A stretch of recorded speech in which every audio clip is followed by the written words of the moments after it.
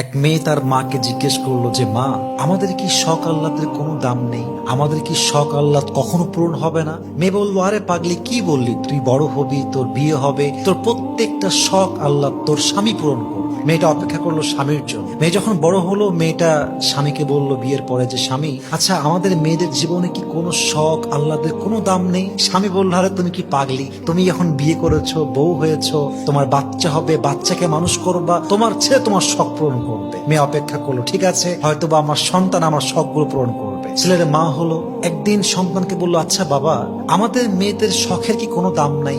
আমাদের আহ্লাদের কোনো দাম কি পৃথিবীতে নেই?